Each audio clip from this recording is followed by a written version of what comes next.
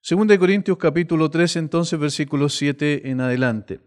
Y si el ministerio de muerte grabado con letras en piedra fue con gloria tanto que los hijos de Israel no pudieron fijar la vista en el rostro de Moisés a causa de la gloria de su rostro, la cual había de perecer, ¿cómo no será más bien con gloria el ministerio del Espíritu?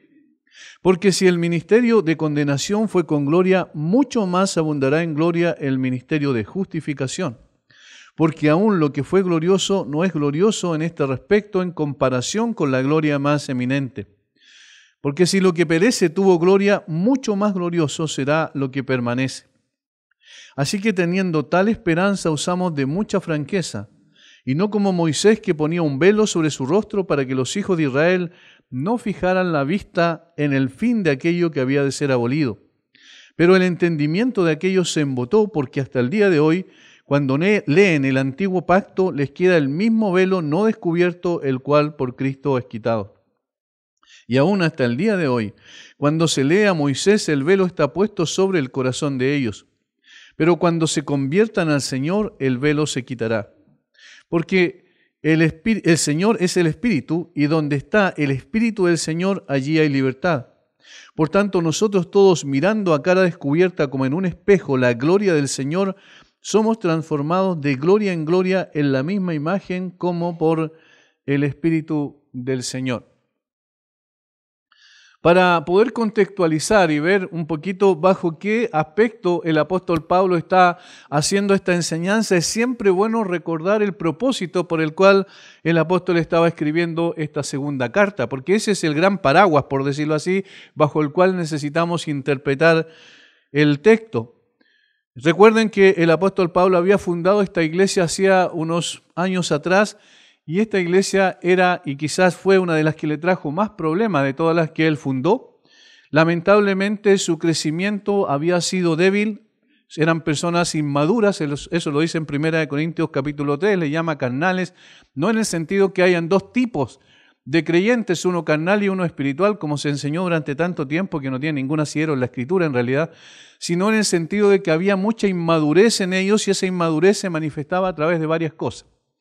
Desde el punto de vista del propósito de la iglesia y la razón por la cual ellos pertenecían a la iglesia, ellos estaban produciendo divisiones en la iglesia porque se estaban abanderando y siguiendo a líderes humanos y no estaban poniendo la mirada en la persona correcta ni siguiendo las directrices correctas de la palabra de Dios.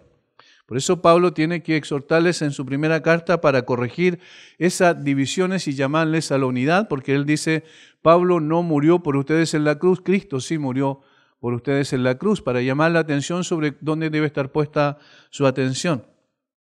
Luego también esa inmadurez se manifestaba en el hecho de que en términos de la moralidad, es decir, de la práctica de su fe, estaban fallando notoriamente, estaban permitiendo dentro de la iglesia grandes y graves errores desde el punto de vista del pecado y que estaban siendo considerados como nada dentro. Incluso Pablo tiene que decirles que ese tipo de pecado ni siquiera era normal en la gente sin Cristo. De tal forma que su inmadurez se manifestaba también a través de la inmoralidad. Había otro factor u otra forma de expresión de la inmadurez cuando ellos discutían entre ellos, tenían pleitos, tenían conflictos y lo que hacían no tenían otra cosa mejor que llevarlos a los tribunales paganos para que los tribunales paganos pudieran dirimir sobre su situación conflictiva entre los mismos creyentes en Corinto. Y ese era un desprestigio evidentemente para el nombre del Señor Jesucristo. También se manifestaba en otra forma cuando ellos pensaban, los creyentes entre comillas, que pensaban que eran más maduros y podían entonces casi jugar con la idolatría, ir como en el margen de la idolatría, porque ellos eran maduros, entonces no había problema y podían comer de lo sacrificado a los ídolos, por ejemplo. Y el apóstol Pablo tiene que decir que tengan cuidado porque ya en el Antiguo Testamento había un precedente de cuando los israelitas también se levantaron para comer y beber, dice, y hacer muchas otras cosas, incluyendo algunas orgías en el Antiguo Testamento, y esto trajo el juicio y la ira de Dios sobre ellos. Más adelante también Una quinta expresión de su inmadurez tenía que ver con el uso de los dones espirituales. Estos hermanos habían sido dotados por Dios de los dones espirituales, sin embargo lo estaban usando de una forma incorrecta, se producía un desorden total en la iglesia y finalmente esto estaba trayendo más confusión que bendición. Otra forma también en el culto público que ellos manifestaban su inmadurez era en el hecho de que al celebrar la cena del Señor, muchos de ellos comían de una manera desproporcionada, mientras los pobres dentro de la congregación no tenían ni qué comer, y cuando llegaban al momento de la cena, inclusive algunos se emborrachaban, dice la Escritura. Es decir, había graves problemas de comportamiento en el seno de la iglesia de Corinto. Ahora, el apóstol Pablo los corrigió a través de su primera carta y luego le escribe esta segunda carta porque ahora se estaba produciendo otro tipo de problema y que tenía que ver con el hecho de que estaban rechazando su autoridad como apóstol. Estaban cuestionando la autoridad apostólica del apóstol Pablo de tal manera que estaban en consecuencia, como una lógica, ¿cierto?, cuestionando también su mensaje, el mensaje del Evangelio. Y por eso escribe 2 de Corintios, para poder otra vez defender su ministerio, pero no en el sentido egoísta de defenderse a sí mismo, sino defender el ministerio en el sentido de que estaba en peligro el mensaje más glorioso que era el Evangelio de Jesucristo. Por eso, entonces escribe, y en este contexto, en el capítulo 13 específicamente, el apóstol Pablo va a decir que él no necesita cartas de presentación escritas como los falsos maestros que estaban introduciéndose y que venían esencialmente, y aquí lo trata de esa perspectiva, desde el ámbito del judaísmo, del ámbito de los judíos, que creían que sí, decían, hay que creer en Jesucristo, pero además añadir las estipulaciones del antiguo pacto y mezclarlas de alguna manera con el Evangelio para ser aceptados por el Señor. Y lo que entonces Pablo comienza diciendo es que en realidad las cartas, la expresión verdadera de su ministerio, la fiabilidad de su ministerio, de que era algo dado por Dios, estaba en el hecho de que las personas estaban siendo transformadas por el mensaje que él había entregado. Las mismas cartas eran las personas que eran transformadas por el poder del Evangelio y que habían sido fruto del ministerio de Pablo ahí en Corinto. Luego, del versículo 6 en adelante, Pablo va a decir que él y sus colaboradores eran ministros, es decir, eran siervos, eran pastores, vamos a decirlo de esa manera, de un nuevo pacto. Y ahí comienza ya a profundizar en esto que nosotros empezamos a ver el otro día, el antiguo y el nuevo pacto. Ahora, ¿por qué sabemos que eran de tipo judaizante los maestros? Porque por esa razón el apóstol ataca el problema de raíz, que era el legalismo, el ceremonialismo del antiguo pacto versus la vivencia, la realidad, la esencia que era el nuevo pacto en la persona del Señor Jesucristo, en el Evangelio de Cristo. Yo quiero que solamente a modo de introducción vayamos a Mateo 23, porque esto lo había predicho el Señor cuando habla duramente a los fariseos. Este es el capítulo más duro, probablemente, palabras más fuertes que el Señor Jesucristo empleó mientras estuvo en la tierra. Y el versículo 34 habla en términos de lo que iba a suceder y también, obviamente, lo que ya había sucedido en el pasado a través de los profetas que él había enviado. Por tanto, he aquí yo os envío profetas y sabios y escribas, y de ellos a unos mataréis y crucificaréis y a otros azotaréis en vuestras sinagogas. Le está diciendo a los judíos, a los del Sanedrín, a los que tenían el control religioso y civil de ese tiempo en Israel. Y miren lo que a continuación dice, y perseguiréis de ciudad en ciudad. Y exactamente esto es lo que hacían los judaizantes, los que querían imponer su sistema legalista, religioso, ceremonialista, ritualista. Seguían al apóstol Pablo, donde Pablo iba plantando una iglesia, allá llegaban luego ellos atrás. Por eso Pablo tiene que escribir una carta a varias de las iglesias que él fundó en su primer viaje misionero, que es la carta a los Gálatas, para poder corregir ese error gravísimo que se estaba produciendo, que era mezclar el evangelio con el ceremonialismo y el ritualismo judío. Decían, hay que creer en Cristo, pero hay que circuncidarse los varones. Hay que creer en Cristo, pero hay que cumplir los rituales establecidos en la ley respecto a la dieta, es decir, a las cosas que debían comer o podían comer y aquellas que no podían comer. Hay que creer en Cristo, pero además hay que guardar la ley, absolutamente. Entonces allí es donde se producían los problemas y estas personas estaban de alguna manera acusando a Pablo que él iba en contra de la ley de Dios. Y si la ley venía de Dios, entonces Pablo, al ir en contra de la ley de Dios, estaría yendo en contra de Dios mismos. Por eso era tan grave la acusación y entonces el apóstol Pablo hace una diferencia y dice, nosotros en realidad no somos competentes y suficientes en nosotros mismos porque nuestra suficiencia viene de Dios y somos ministros, el mismo Dios nos hizo, ministros competentes de un nuevo pacto.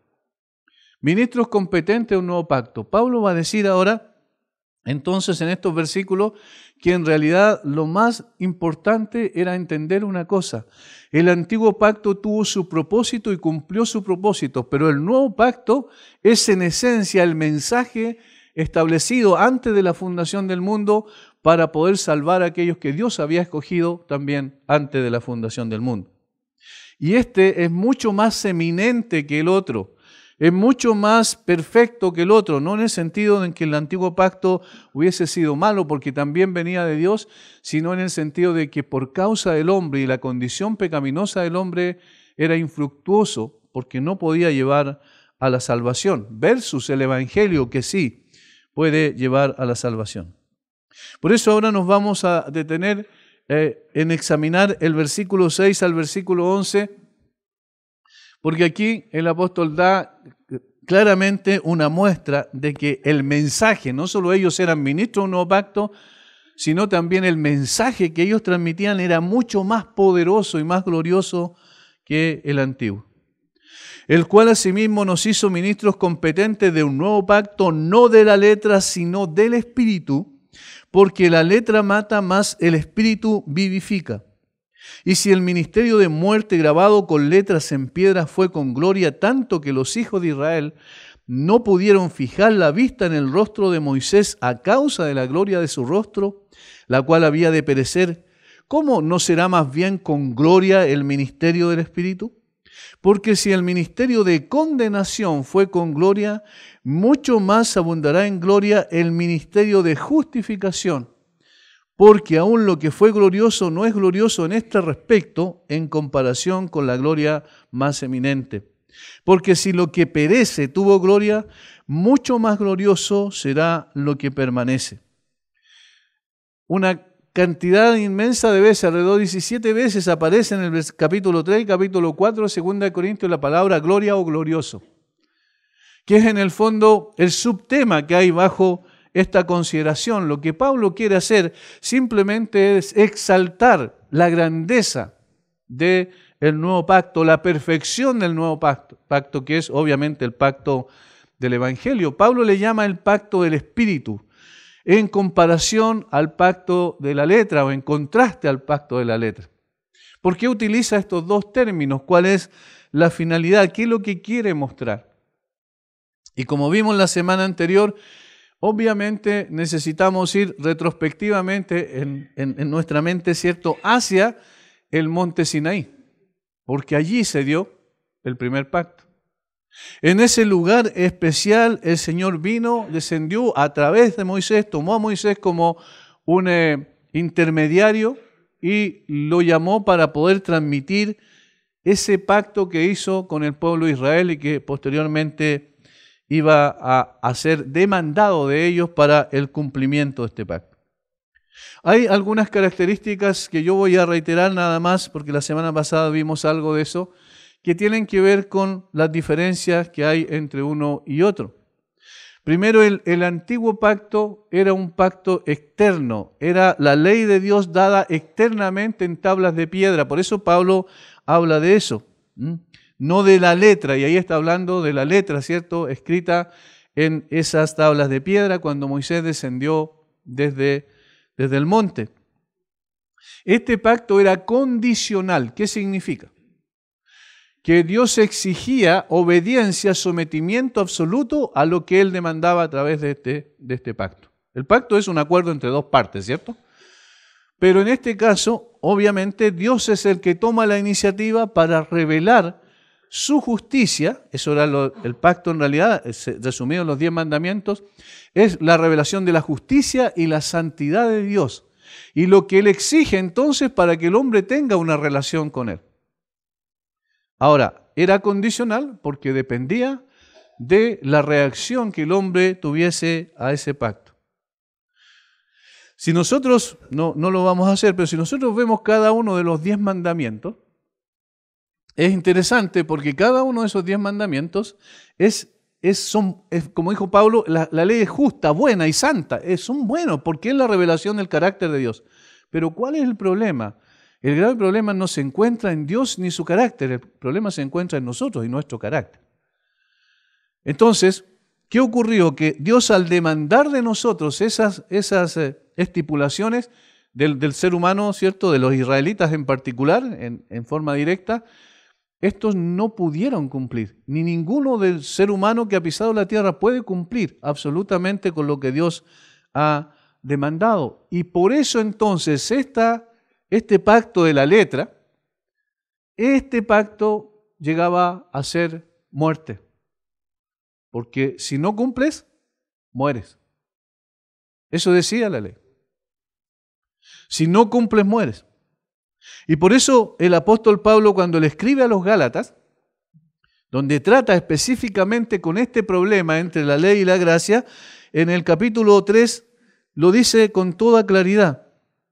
En el versículo 10, porque todos los que dependen de las obras de la ley, o sea, de las exigencias de esa ley, todos los que piensan que pueden llegar a ser salvos a través del cumplimiento de la ley, ¿qué ocurre?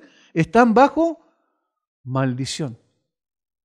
¿Por qué están bajo maldición? Y aquí lo explica, pues escrito está: maldito todo aquel que no permaneciere en todas las cosas escritas en el libro de la ley para hacerlas. Están bajo maldición porque si una persona piensa que por sus obras de justicia, que por su esfuerzo personal puede llegar a agradar a Dios y ser aceptado por Dios y entonces pasar de esta tierra a la eternidad con Dios, está completamente equivocado porque sus esfuerzos son infructuosos ante la perfecta revelación del carácter de Dios. Dios está diciendo, solamente pueden tener relación conmigo aquellos que cumplan el estándar de mi carácter. Y eso es completamente imposible para hombres pecadores como nosotros. Y por eso entonces caen bajo maldición. Y eso es lo que el apóstol Pablo entonces explica, porque la letra mata. Obviamente, si no cumples, mueres, decía el Sinaí. Y no había nada que hacer al respecto. ¿Cómo yo puedo luchar contra eso? Es interesante que el origen y la forma en que todas las sectas hablan sobre la salvación, todos los grupos sectarios y, ojo, todas las religiones del mundo, inclusive, tienen que ver con el esfuerzo humano. Todas, sin excepción. Todas tienen que ver con la manera en que yo puedo llegar a alcanzar la justicia de Dios, la manera en que yo puedo alcanzar con mis hechos, con mis capacidades, agradar a Dios. Eso es lo que caracteriza a todo tipo de religión. Y ojo, inclusive a algunos tipos de cristianismo, entre comillas, como se conoce normalmente, pero que no es cristianismo en particular, cuando pensamos que somos nosotros los encargados del cumplimiento de ciertos deberes y obligaciones, y entonces si cumplimos, entonces vamos a ser gratos delante de Dios. El gran problema de eso es que ¿hasta dónde debemos cumplir? Y Gálatas dice, todo. Y Santiago dice que si fallas en un punto, fallas en todos. Había una ilustración que se hacía antes en forma gráfica, que se colocaba, ¿cierto?, abajo un monito que representaba a un ser humano, y luego se hacían 10 nudos hacia arriba. Un hilo donde habían 10 nudos hacia arriba. Y alguien lo tomaba, ¿cierto?, y lo suspendía en el aire. Y la pregunta era, Si estos nudos representan cada uno de los mandamientos, ¿cuál de todos debo romper para que se caiga definitivamente ese monito que representaba al ser humano? ¿Cuál de todos? Cualquiera de ellos. Donde sea que se cortara. Y eso es lo que está diciendo Santiago. Santiago está diciendo que el que no cumple uno, no cumple todos. Por tanto, el antiguo pacto nunca fue establecido para que el hombre se salvara. Y eso es lo que no entendieron los judaizantes de su tiempo, no entendieron los fariseos, y lo que no entienden en el día de hoy grupos sectarios que también vuelven a insistir en el punto de que si no cumples aquí, tú no tienes vida eterna. Si tú no guardas el sábado perfectamente, tú no tienes vida eterna. Si tú comes cecina, tú no tienes vida eterna. Estoy ejemplificando nada más la forma en que se hace esto. Alguien puede decir que dentro del mismo cristianismo evangélico se puede dar, alguien dice, si no haces esto, si no vas todo el tiempo a la iglesia, cada momento, en cada instante, tú vas al infierno. Es decir, exigiendo ciertas cosas que el hombre tiene que hacer para agradar a Dios. Ese es el problema de cuando no se entiende el antiguo pacto. Y aquí quiero explicar mejor. No significa que Dios se equivocó al dar el antiguo pacto, sino significa que el hombre lo malinterpretó. ¿Entienden? La ley no es el problema está en el ser humano y la interpretación errónea que se hizo de la ley. Se pensaba que si se era fiel eternamente a todo lo que decía la ley, entonces esa persona podía ser aceptada por Dios. Y ellos, estos maestros judaizantes, estaban metiendo eso y querían hacer un sincretismo, una mezcla entre la ley y el pacto, el nuevo pacto que es en Jesucristo, que es el Evangelio, cuya esencia es el Evangelio. Entonces, claro, esta letra siempre va a matar. Esta letra siempre va a destruir a aquel que quiere y se esfuerza y piensa que ese es el parámetro y el estándar para la salvación. Por eso la letra mata. Pero enseguida dice, en contraste, el Espíritu vivifica. Yo quiero que vayamos a Romanos, por favor, que allí está muy bien explicado por el apóstol Pablo. En el capítulo 8 de Romanos, miren lo que el apóstol dice. A propósito, este pacto, el antiguo, Pablo lo menciona aquí en el mismo 2 Corintios 3 como un pacto de condenación o como un ministerio de condenación. Ahora miren, en contraste, capítulo 8, versículo 1, Romanos. Ahora pues ninguna condenación hay, fíjense, para los que están en Cristo Jesús, los que no andan conforme a la carne, sino conforme al Espíritu, porque, y aquí está la explicación, porque la ley del Espíritu de vida en Cristo Jesús me ha librado de la ley del pecado y de la muerte. Fíjense cómo hace una diferencia. ¿Por qué la ley del pecado y la muerte? No en el sentido que la ley traiga pecado, sino que la ley descubre el pecado. Lo deja en evidencia. La transgresión es tal cuando nosotros vemos que hay una norma. Y cuando transgredimos esa norma, entonces es evidente esa transgresión. Versículo 3, porque, y aquí es tan profundo lo que Pablo dice, pero tan claro, dice, porque lo que era imposible para la ley, imposible. No es que la ley se propuso salvar al hombre, sino que era imposible para la ley por causa del hombre. Miren, lo que era imposible para la ley, por cuanto era débil por la carne, ¿de quién? Obviamente está hablando de los seres humanos.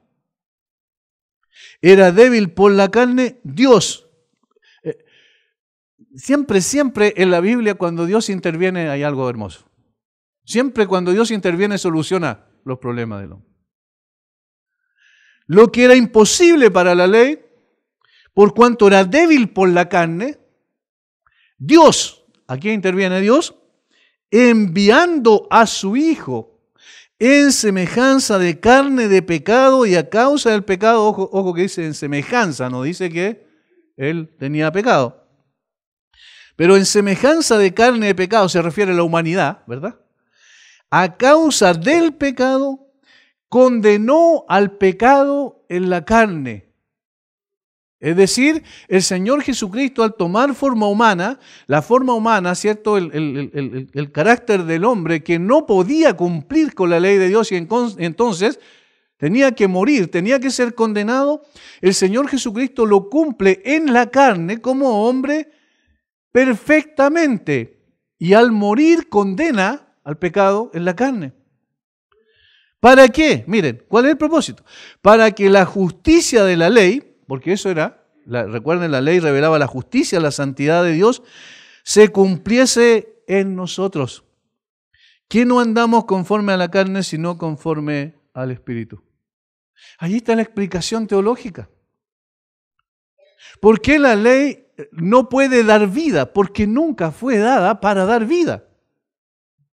¿Por qué produce muerte? Porque el hombre no es capaz de cumplir los preceptos que Dios ha establecido en la ley. Y la ley era condicional. Decía, si no cumples, mueres. ¿Por qué el nuevo pacto es superior al antiguo?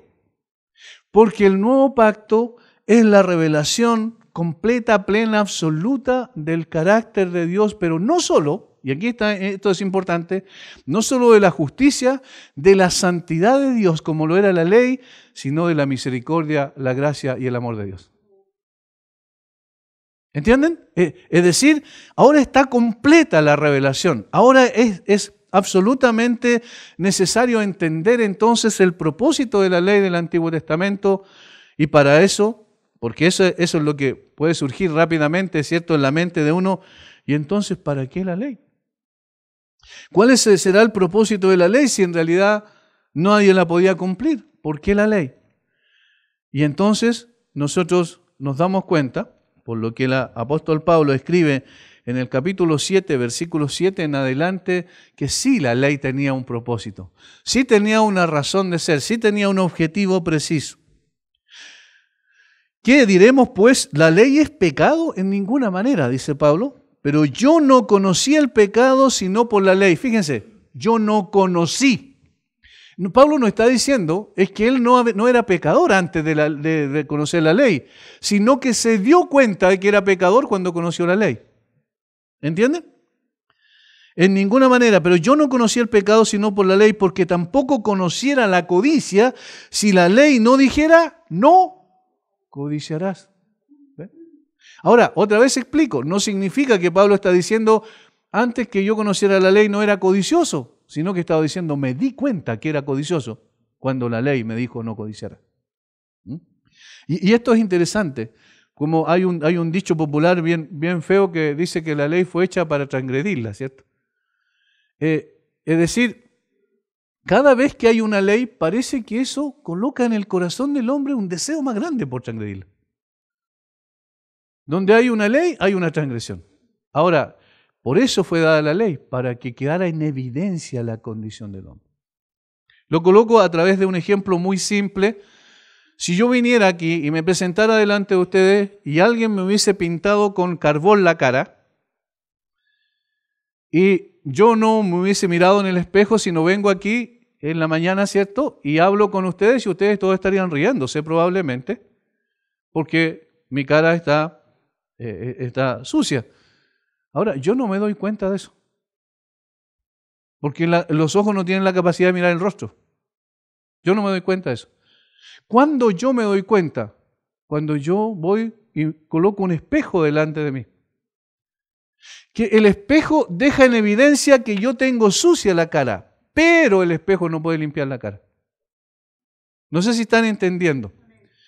Entonces, la ley lo que hace es eso, me deja en evidencia que yo soy pecador y que estoy bajo condenación por mi pecado. No alcanzo la justicia de Dios.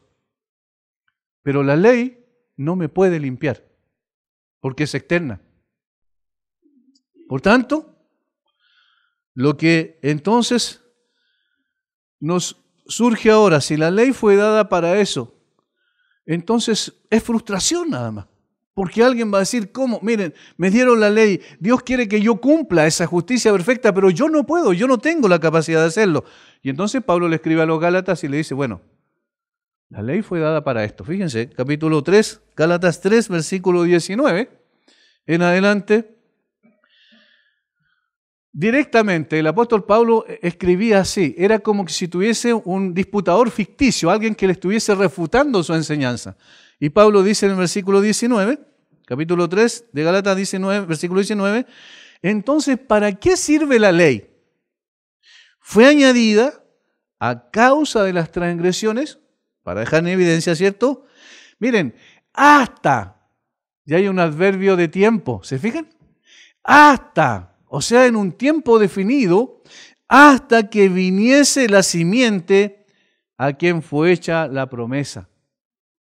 Y fue ordenada por medio de ángeles en mano de un mediador.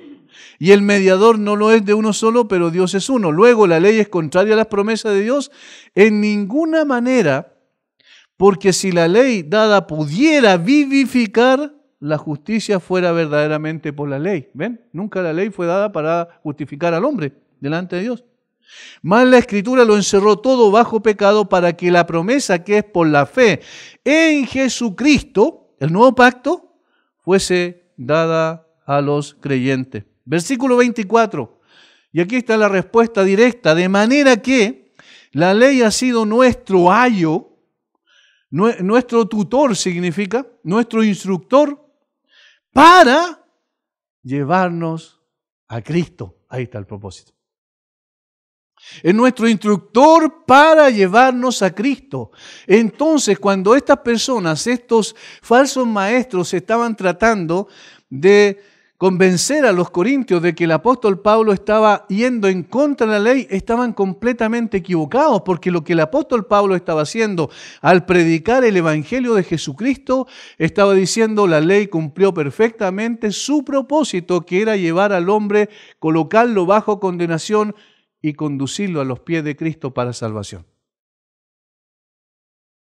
Por tanto, yo soy ministro, y Pablo dice, yo y mis colaboradores somos ministros de un nuevo pacto, un pacto que da vida y que esa capacidad no la tiene la ley, porque no fue dada para dar vida, ni para justificar al hombre, sino para llevarnos, para instruirnos, para llevarnos a los pies del Señor Jesucristo.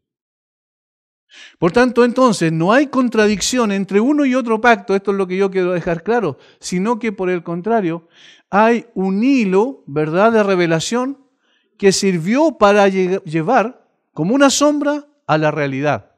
La sombra era la ley, la realidad es Cristo. Ahora, ¿qué nos está diciendo esto en términos prácticos a nosotros en el día de hoy? Que evidentemente la fe en Cristo no es parcial. La fe en Cristo no es que yo creo sí que Él me salvó, pero además yo tengo que hacer algo para salvarme. Eso no es fe verdadera. Una persona que cree así no cree en realidad. Porque lo que está diciendo la Escritura es que toda la confianza, nuestra única esperanza está única y exclusivamente no en la obra que nosotros podamos hacer para cumplir la ley, sino en la obra que Cristo hizo para agradar al Padre. Entonces, al estar en Cristo, nosotros estamos completos. No necesitamos nada más. Ahora alguien va a decir, pero Santiago dice que la fe sin obras es muerta. Ahora, no hay ninguna contradicción. ¿Por qué no? Porque Santiago no está diciendo que la obra es lo que determina la fe, sino que está diciendo que la fe es lo que determina la obra. Es decir, la verdadera fe genuina realmente nos lleva a una relación personal con Dios que nos impulsa a poder obedecer al Señor. Pero no para salvación, sino gracias a que ya estamos en la salvación. ¿Entienden la diferencia? Y evidentemente una fe genuina va a traer como consecuencia obra, pero no que la obra va a llevar a la fe, sino que la fe lleva finalmente a la obra. Porque por gracia sois salvos por medio de la fe, y esto no de vosotros, pues es don de Dios, no por obras para que nadie se gloríe, porque somos hechura suya, creados en Cristo Jesús para buenas obras, ¿ve? Las cuales Dios preparó de antemano para que anduviésemos en ellas. Por tanto, entonces, el apóstol Pablo está dejando muy claro desde el principio que ellos llevan un mensaje que es mucho mayor, que es mucho más trascendente, un mensaje que todos deben escuchar, pero que nunca van a mezclar ese mensaje con el legalismo del judaísmo. Nunca van a mezclar ese mensaje con el ceremonialismo y ritualismo vacío de obras muertas, sino esto tiene que ver con vida. Y eso es interesante. Pablo le dice, más el Espíritu vivifica, literalmente el Espíritu da vida. Eso es lo que dice. Y hermanos, aquí es una de las cosas quizás más tristes que uno ve muchas veces en términos de las iglesias en general. Muchas veces uno no ve vida espiritual. Ve quizás comprensión de ciertas cosas, ve quizás alguna, por mayor capacidad intelectual a veces, mayor comprensión de ciertas doctrinas, pero la vida espiritual, la vida en esencia, esa vida que me apasiona por Cristo, esa no se ve muchas veces. Y aquí hay un problema. ¿Por qué? Porque el nuevo nacimiento significa que Dios nos dio vida y la vida que nos concedió es la vida de su Hijo en nosotros. De tal manera que hay una relación vital, una afiliación vital entre Cristo y nosotros. Y entonces no se trata de rituales, del cumplimiento de cosas externas, sino se trata de una pasión por aquel que murió y resucitó por nosotros. A eso debe llevarnos vida. Recuerden, el Señor dice que vino a dar vida en abundancia. Y esta vida en abundancia, esta vida con apellido, implica que hay una relación vital, íntima, profunda, genuina, entre nuestro espíritu y el Espíritu de Dios. Por eso le llama también el ministerio del Espíritu, porque es algo interno que nos lleva a hacer la voluntad de Dios. Ahora, entonces, en el versículo 7, el apóstol Pablo va a empezar a decir, hay otra diferencia notable, extraordinaria entre estos dos pactos, y tiene que ver con la gloria de uno y la gloria de otro. Versículo 7. Y si el ministerio de muerte, grabado con letras en piedras, y ahí se está refiriendo claramente al del monte Sinaí, fue con gloria. ¿Por qué fue con gloria? Porque procede de Dios. El antiguo pacto procede de Dios y el nuevo pacto procede de Dios. Y si viene de Dios, entonces viene con gloria. Fue con gloria, dice, tanto que los hijos de Israel no pudieron fijar la vista en el rostro de Moisés a causa de la gloria de su rostro, la cual había de perecer. ¿Cómo no será más bien con gloria el ministerio del Espíritu? Y aquí necesitamos otra vez ir atrás y revisar la historia.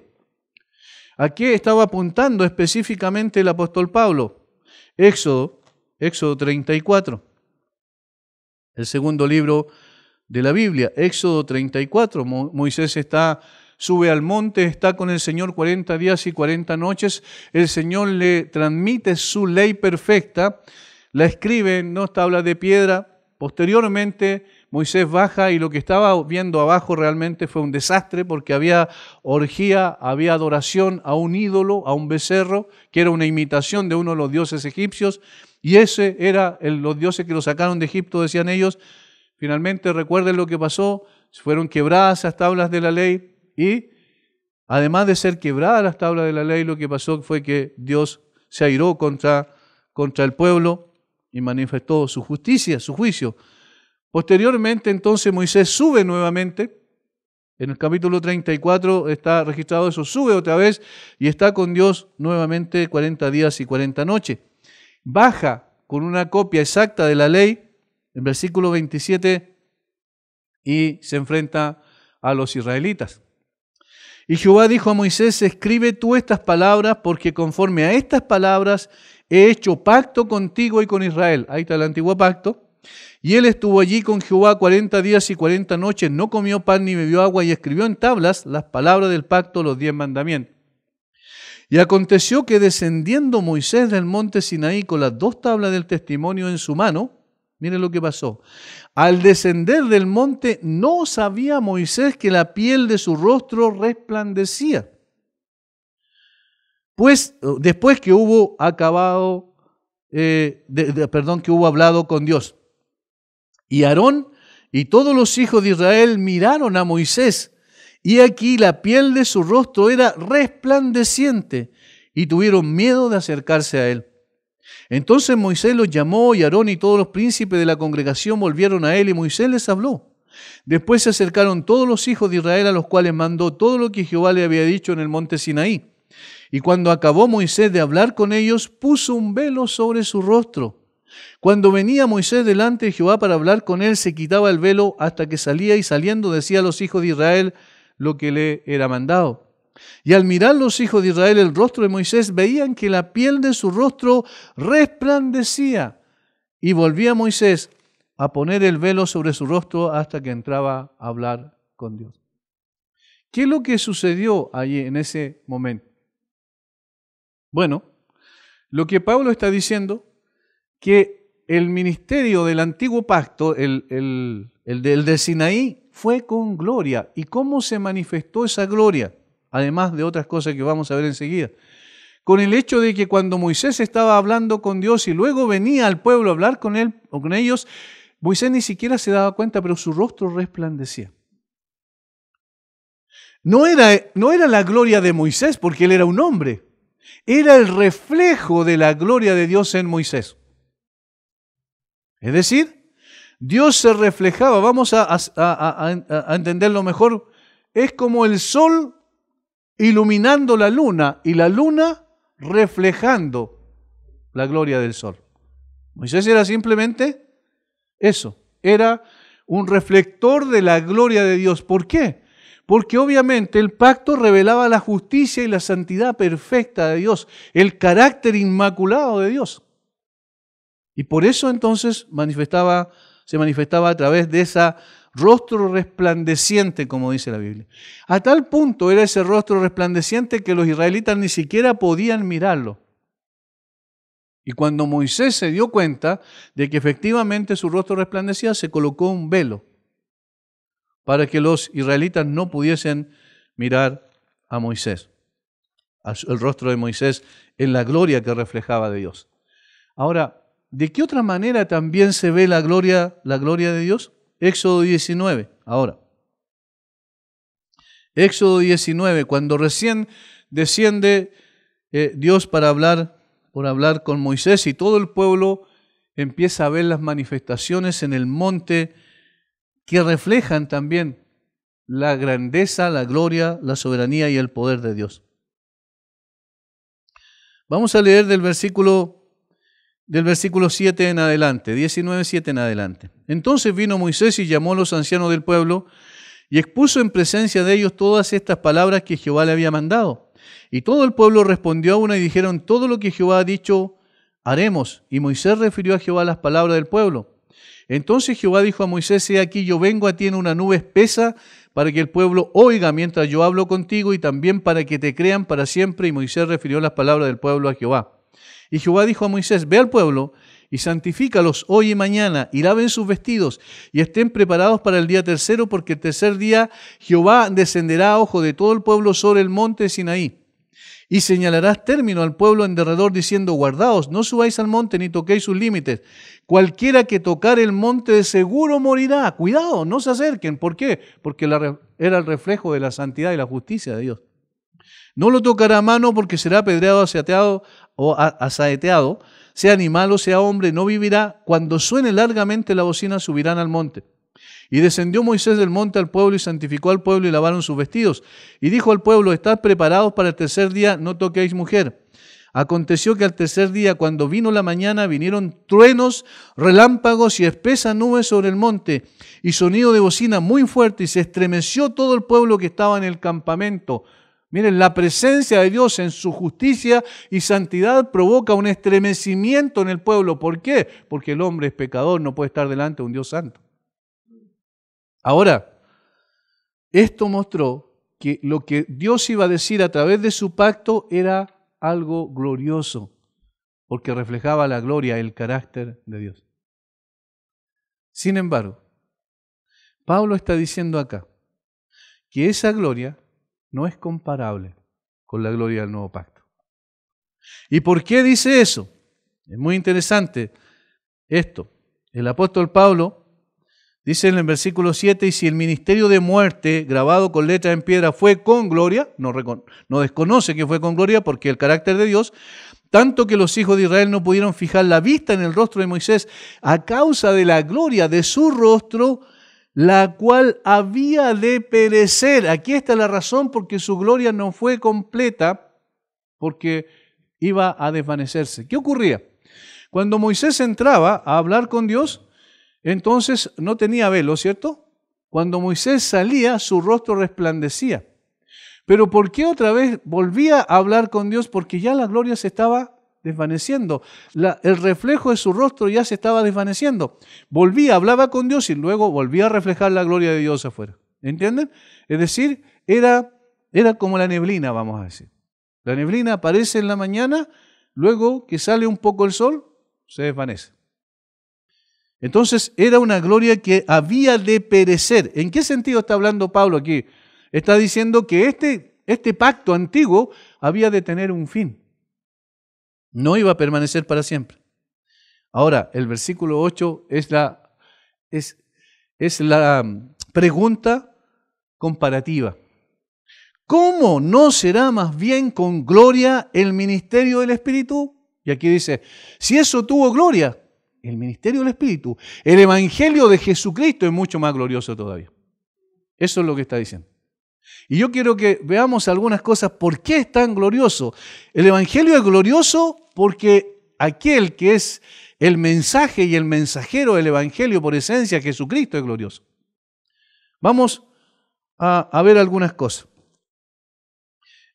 Cuando el Señor Jesucristo fue anunciado que iba a nacer, ya se mostró una gloria que era mucho más grande que esta que presenta aquí el apóstol el Moisés. Vamos por favor al capítulo 1 de Lucas capítulo 1. Y notemos cómo ya en su anunciación había gloria. Capítulo 1, versículos 26 en adelante. Al sexto mes el ángel Gabriel fue enviado por Dios a una ciudad de Galilea llamada Nazaret, a una virgen, desposada con un varón que se llamaba José, de la casa de David, y el nombre de la virgen era María. Y entrando el ángel en donde ella estaba, dijo: Salve, muy favorecida, el Señor es contigo, bendita tú entre las mujeres. Mas ella, cuando le vio, se turbó por sus palabras y pensaba qué salutación sería esta. Entonces el ángel le dijo: María, no temas, porque has hallado gracia delante de Dios. Y ahora concebirás en tu vientre y darás a luz un hijo y llamarás su nombre Jesús. Y aquí comienza la descripción. Y aquí comienza la gloria. Fíjense. Este será grande y será llamado Hijo del Altísimo. Y el Señor Dios le dará el trono de David su padre y reinará sobre la casa de Jacob para siempre y su reino no tendrá fin. ¿Dónde hay un rey cuyo reino no tiene fin? Todos los imperios del mundo han tenido su representante máximo. ¿Dónde están ellos? Muertos. ¿Dónde está su imperio? Destruido. Ya no existe. Pero desde el mismo momento, antes que naciera, en la anunciación de su nacimiento, en la anunciación de que va a ser engendrado por el Espíritu Santo, como más adelante lo dice, ya dice que es glorioso porque va a ser Hijo del Altísimo. Y dice que será grande y su reino no tendrá fin. Obviamente, el nuevo pacto es glorioso porque el mediador de este nuevo pacto es glorioso, Jesucristo. En segundo lugar, solo estoy dando puntualizando algunas cosas. Como ustedes saben, Mateo relata ese evento cuando el Señor Jesucristo nace en Belén de Judea, precisamente como había sido profetizado 500 años, quizás más antes de Cristo, como iba a suceder. Ocurrió que cuando nació el Señor Jesucristo, lo que pasó, recuerdan, fue que los ángeles llegaron en ese momento y dijeron: os ha nacido hoy en la casa de David un Salvador que es Cristo el Señor. Y dice, un coro de las huestes celestiales cantaban: Gloria a Dios en las alturas, paz en la tierra, para los hombres, buena voluntad para con los hombres. Es decir, allí se manifestó también que ese niño que iban a nacer no era cualquiera, porque vinieron ángeles del cielo a proclamar su nacimiento. Hubo gloria en su enunciación, hubo gloria en su nacimiento. Y Lucas añade que también hubo gloria cuando lo llevaron en su presentación en el templo, cuando había cumplido 8 días, lo circuncidaron, lo llevaron en la presentación y allí ocurrió algo extraordinario. Yo no puedo seguir pasando por el resto de los evangelios porque en realidad es muy largo, pero solo quiero mencionar esto que pasó en el templo como final para mostrar que la gloria de Jesucristo era extraordinaria. Capítulo 2 de Lucas, versículo 25. Llevaron a este niño, entre muchos otros niños que seguramente estaban ahí, pero dice aquí lo que pasó con un hombre. Y aquí había en Jerusalén un hombre llamado Simeón, y este hombre justo y piadoso esperaba la consolación de Israel, y el Espíritu Santo estaba sobre él. Y le había sido revelado por el Espíritu Santo que no vería la muerte antes que viese al ungido del Señor. Y movido por el Espíritu vino al templo. Y cuando los padres del niño Jesús lo trajeron al templo para hacer por él conforme al rito de la ley, él lo tomó en sus brazos y bendijo a Dios diciendo, miren la oración de él, ahora Señor despides a tu siervo en paz conforme a tu palabra, porque han visto mis ojos tu salvación. ¿De quién más se pudo decir eso? Han visto mis ojos tu salvación. Eso tiene que haber sido glorioso. Este hombre tomó a un niño, a un bebé común y corriente, y dijo, Señor, ¿han visto mis ojos tu salvación? ¿Cómo si era un niño? Era un niño indefenso en un sentido físico, humano. Pero dice, han visto mis ojos tu salvación. Jesucristo era la salvación. Por eso yo digo siempre, no se puede tener la salvación y no creer en Cristo, porque Jesucristo es la salvación. Ahora, noten cuánta gloria hubo allí. Todos los demás siguieron haciendo su vida, probablemente pasaron, presentaron a sus hijos de acuerdo al ritual, pero este hombre específicamente se dio cuenta y dijo, aquí yo tengo en mis manos la salvación y por eso puedo morir tranquilo. Han visto mis ojos tu salvación, la cual has preparado en presencia de todos los pueblos, la salvación no solo para Israel, luz para revelación a los gentiles y gloria de tu pueblo Israel. Por eso es que el nuevo pacto, el evangelio, es glorioso porque Jesucristo es glorioso. Y eso es lo que está diciendo Pablo. Pablo va a decir, ¿cómo van a mezclar una cosa con la otra? No pueden mezclar un asunto ritualista, legalista, con la persona gloriosa del Señor Jesucristo. Lo que pasó con Moisés tuvo gloria, claro, porque procede de Dios, pero la gloria de Jesús fue totalmente distinta. Otro evento que nos ayuda a entender mejor esto también, y es lo que se conoce como la transfiguración. Mateo lo dice en una forma muy, muy clara, lo explica de una forma muy clara, además también está el Marcos y Lucas, ¿cierto? Pero vamos a ver lo que dice Mateo, porque allí hay algo interesante. Capítulo 17, Mateo 17. 6 días después Jesús tomó a Pedro, a Jacobo y a Juan su hermano y los llevó aparte a un monte alto. Y se transfiguró delante de ellos y resplandeció su rostro como el sol y sus vestidos se hicieron blancos como la luz. Resplandeció su rostro como el sol y sus vestidos se hicieron blancos como la luz.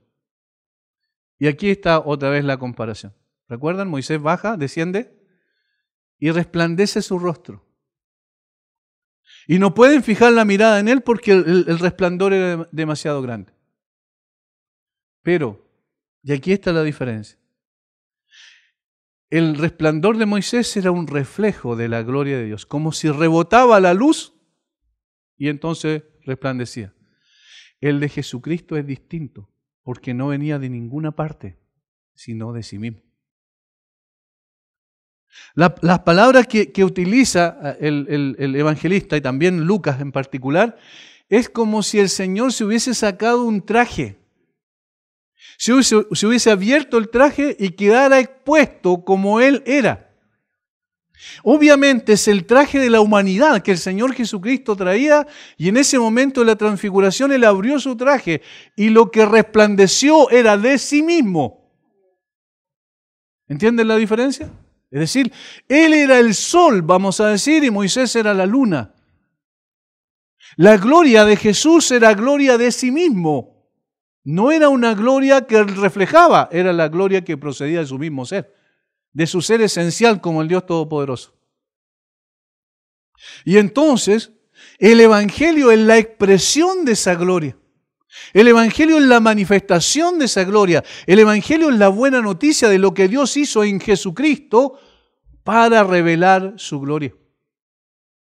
¿Dónde podemos ver mejor la gloria de Dios? Y por eso alguien me preguntaba el otro día, ¿se puede ser cristiano sin creer en la Trinidad? Absolutamente no, es imposible. Es imposible, porque el Padre ideó este plan perfecto antes de la fundación del mundo, el Hijo lo trajo, lo manifestó, lo llevó a cabo y el Espíritu Santo es el que aplica al corazón del hombre ese mensaje. Si no hay Trinidad, no hay redención, no hay salvación.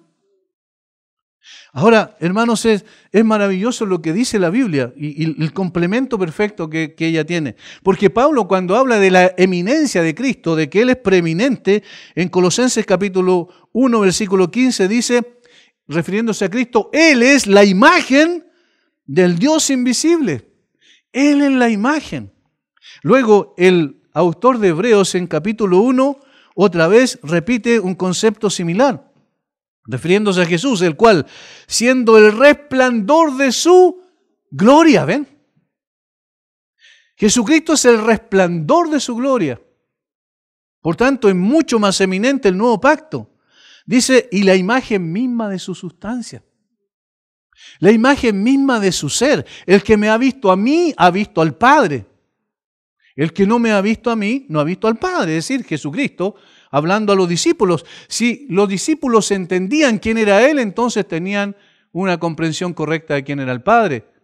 ¿Y cuál es la vida eterna? Que te conozcan a ti, al único Dios verdadero, y a Jesucristo, a quien has enviado.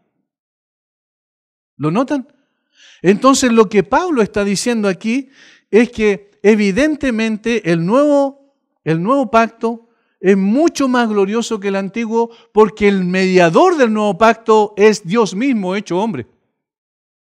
En cambio, Moisés era un hombre. Ahora entonces, la pregunta práctica que aquí evidentemente brota de ello, es que Pablo está diciendo a los judaizantes, a los maestros que desprestigiaban su ministerio porque acusaban de que Pablo transgredía la ley de Moisés, es la siguiente: si este nuevo pacto es perfecto, la gloria es superior, y entonces ¿para qué seguir añadiendo las estipulaciones del antiguo pacto? Si ya está perfectamente hecho todo lo que se tenía que hacer, ¿cómo no será más bien con gloria el ministerio del Espíritu? Porque si el ministerio de condenación fue con gloria, otra explicación, mucho más abundará en gloria el ministerio de justificación. Y aquí agrega otro concepto importante. Porque el ministerio de la letra, o digamos del antiguo pacto, no podía justificar al hombre delante de Dios. Y eso es lo que pasaba con Lutero cuando estaba desesperado porque no sabía cómo podía cumplir con la justicia perfecta de Dios. Y estando en esa noche específica en la experiencia de la torre que se le llama, y luchando con esto, Lutero decía, no puedo sacarme esto que Pablo dice en Romanos, donde dice que en el Evangelio la justicia de Dios se revela para fe, mas el justo por la fe vivirá. ¿Cómo puede ser? Decía, yo no puedo cumplir esa justicia. Él sabía que era imposible y había luchado durante tanto tiempo para hacerlo a través del régimen de la iglesia a la cual él pertenecía. Por eso el hombre no puede justificarse a sí mismo, ni puede justificarse a través de sus esfuerzos por guardar la ley, pero Cristo cumplió perfectamente la ley y en Él somos justificados. Esa es la grandeza del Evangelio, esa es la perfección del Evangelio. Por eso le llama el ministerio de justificación. Justificados pues por la fe, tenemos paz para con Dios por medio de nuestro Señor Jesucristo. En Romanos es donde explica en una forma detallada esto. Pablo primero presenta el problema, Romanos 9 en adelante, que pues somos nosotros mejores que ellos en ninguna manera, pues ya hemos acusado a judíos y a gentiles que todos están bajo pecado.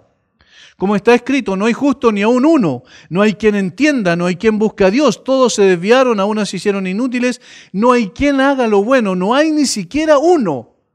No hay esperanza, dice Pablo, versículo 19. Pero sabemos que todo lo que la ley dice, lo dicen los que están bajo la ley, para que toda boca se cierre y todo el mundo quede bajo el juicio de Dios. No hay ninguna esperanza para aquel que cree que por su bondad inherente, entre comillas, puede llegar un día a agradar a Dios. Es imposible.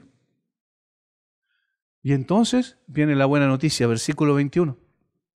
Pero ahora, aparte de la ley se ha manifestado la justicia de Dios. ¿Y a qué se estaba refiriendo? Testificada por la ley y por los profetas. La justicia de Dios por medio de la fe en Jesucristo. Ahí está la justicia de Dios. ¿Alguien cumplió la ley? Sí, Jesucristo. ¿En alguno de sus aspectos? No, en todos sus aspectos. Y entonces ahora la justicia de Dios se revela en la persona y el carácter de su Hijo, el Señor Jesucristo. Por eso que leíamos delante, que claro, el Señor no mandó a su Hijo al mundo a condenar al mundo porque el mundo ya estaba condenado, sino a salvar al mundo. Pero ¿qué pasó? Los hombres rechazaron, lamentablemente, el único que podía salvarle. Porque dice, los hombres amaron más las tinieblas que la luz. Y eso sigue pasando en el día de hoy. ¿Por qué estamos como estamos? Porque otra vez, como decía yo la semana pasada, todas las leyes que pueden hacer para mejorar la convivencia entre los hombres es completamente imposible de lograr. Porque la ley de esta pequeña que mataron la otra vez, un gallo borracho, ¿verdad? Chocó el auto de sus padres y la mataron. Hicieron una ley para todos aquellos que conducían en estado de ebriedad. Veamos los resultados. Sigue siendo exactamente igual. Siguen manejando borrachos, sigue habiendo accidentes, siguen habiendo... La ley no puede cambiar las cosas. La ley lo que hace es un poco restringir las cosas. Ahora mataron a una chica de una forma terrible, a una pequeña niña. Y toda la gente, justicia, justicia, justicia. Claro, se hace justicia en un cierto sentido, ¿cierto? Imperfecto. Y dicen, hay que hacer una ley. Y traen otra ley y la gente sigue matando a los niños. El problema no está en la ley. El problema no está en toda la legislación que se hace. Hacen los esfuerzos los gobiernos. El problema está en el corazón del hombre. Y mientras no se cambie el corazón del hombre, el hombre no va a cambiar. Y por eso es que el Evangelio tiene un mensaje distinto, transformador. El Evangelio viene y le dice al hombre, tú no puedes, es imposible, pero Cristo sí. Confía en Él. Cree en Él, descansa en lo que Él hizo por ti y entonces un nuevo corazón es dado, como dice la Biblia. Y ahora podemos vivir de una manera distinta y ahora no hay intención en nuestro corazón de dañar a otra persona. ¿Por qué? Porque fue cambiada el corazón. Y si hay una ley o no hay una ley que diga, por ejemplo, en términos humanos, que no hay que abusar ni asesinar a niños pequeños, aunque no existiera esa ley, el creyente no lo hace, porque tiene un nuevo corazón. ¿Entienden la diferencia? Entonces el problema no está en la superficie, el problema está en el fondo. Ahora, por ejemplo, ayer hubo una marcha multitudinaria en Santiago para lograr que la marihuana sea prácticamente legal, el consumo y la producción. ¿Eso va a traer bien al país? No, porque el corazón del hombre es pecaminoso y que va a tender a pecar. Y por ejemplo, eso le va a dar más libertad para que en Chile haya más drogadictos. Y cada vez se destruyan más a sí mismos y destruyan familias. Eso es lo que pasa. Pero el Evangelio está prohibido. En los hospitales ya están restringiendo para que no vayan a predicar el Evangelio. En los únicos lugares, ¿saben dónde abren las puertas para predicar el Evangelio? En las cárceles.